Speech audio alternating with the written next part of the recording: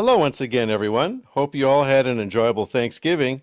This year it was just my wife and I, but that didn't stop us from roasting a 20-pound bird with all the trimmings. We, as well as our 3 dogs, all had our fill. This time I will continue down the path less traveled by presenting Irish Freedom, a 100% solitaire game of the War of Irish Independence that was immediately followed by the Irish Civil War. Published by White Dog Games and designed by David Kershaw, it is available in both boxed and print-and-play formats. While I have 3 or 4 games published by White Dog, this is my first boxed version of any of their games. So let's take a look. Irish Freedom is a small game with 2 scenarios, one covering the Irish War of Independence and the other the Civil War. While the 2 scenarios may be played independent of one another, the rules provide a sequence whereby, upon completing the War of Independence, you may continue into the Irish Civil War scenario. Your success in the War of Independence may make putting down the Civil War much easier, or not if you didn't do well. Very cool. There's a lot of history compressed into this small game. There is so much history that the 16-page manual is almost half filled with descriptions of events, faction leaders, and Irish politics. And yet, I believe most Americans and gamers in general never heard of Michael Collins, the 1916 Easter Rising, or any bit of the long, painful path to Irish independence. In fact, to really appreciate this game, I suggest you consider, as I did, watching 2 movies available on Amazon, both of which focus on the events simulated in Irish Freedom. Specifically, the films Michael Collins and The Wind That Shakes the Barley both show the struggle at different levels, but after viewing you will understand that a black and tan is not just a fancy way of pouring light and dark ale into a pint glass. The first thing about Irish Freedom that grabs your attention is the box art with its beautiful green border surrounding Michael Collins whipping up support for the cause. The reverse is a bit Spartan, but still gives some additional information on the game. The map is a single 17 by 11-inch panel printed on decent non-gloss paper. Here, Ireland is divided into 6 regions that are connected by roads. Each region is divided into 4 areas that are color-coded as city, townland, or bogland. Each military unit has 3 numbers, representing its strength in each of the 3 terrains.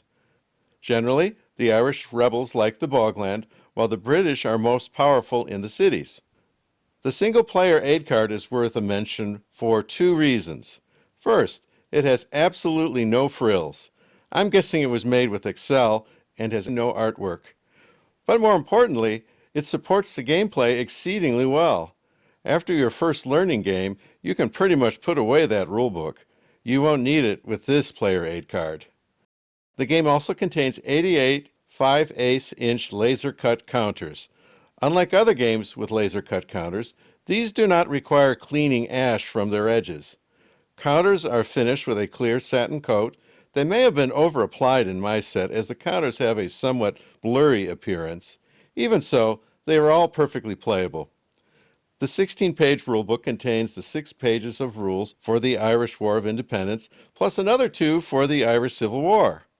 The remainder is a historical tutorial that is necessary reading if you want to fully appreciate the game.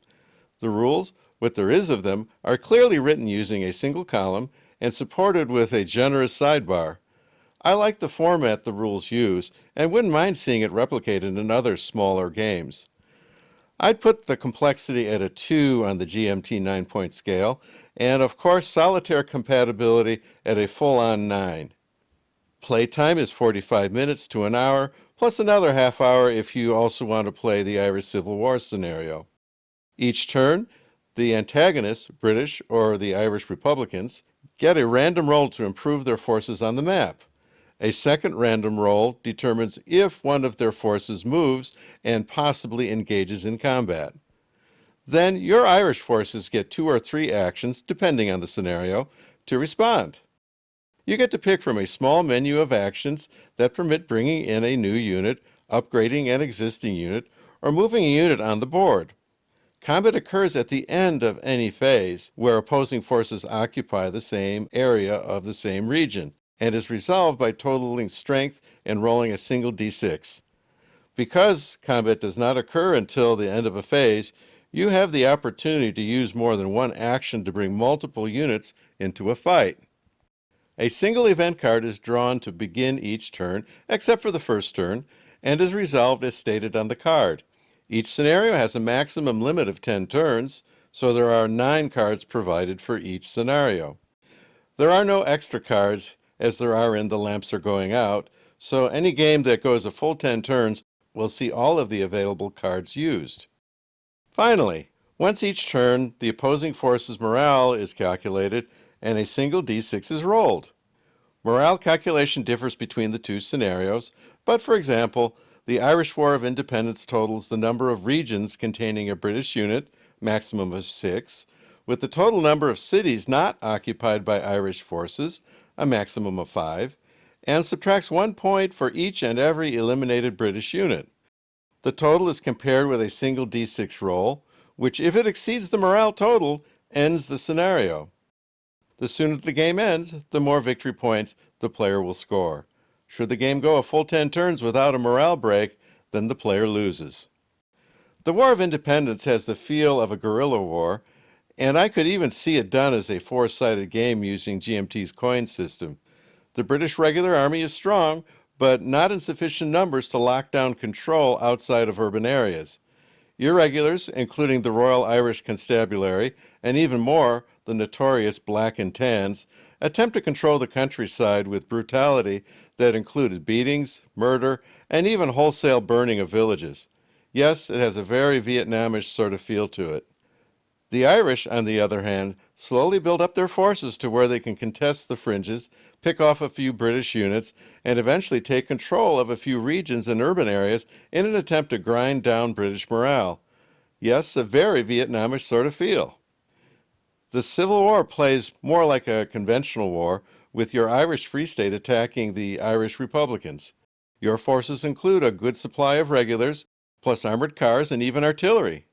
Turns out that once they were done fighting, Churchill got along with Michael Collins quite well and supported him and the newest Commonwealth Dominion with military goodies. The Republicans are an infantry force mostly unchanged from the earlier war. One game I played had my Irish Free State forces take full control of the Dublin region during the War for Independence. When the Civil War started, there was enough force in Dublin to do a kind of Irish blitzkrieg across the Midlands and the South. War over in 5 turns. On balance, I like this game, especially when you set your expectations to be in alignment with what it is designed to accomplish. First, it's short, and short war games are not that common. Second, it's simple, so you could easily learn it and still play it in a single sitting. Third, it plays smoothly, is fun, and provides a cool diversion to your day. Fourth, it's dripping with history and almost begs you to search for more. I found exploring the history to be as much fun as playing the game. And finally, it's Irish. My great-grandmother who came over from Ireland over 100 years ago would approve, as does Charlie, the third of my Irish setters. If I have to offer critique, I'd say the game components are good but not great.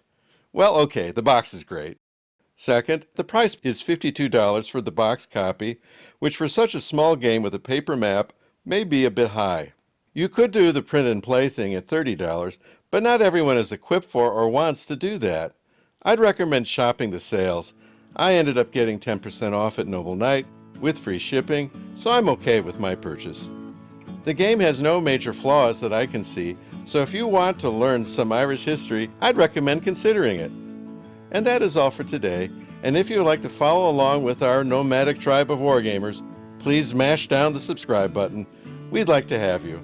For now, though, this is Paul, the Oaken Knight, wishing you all a pleasant evening. Thanks for watching.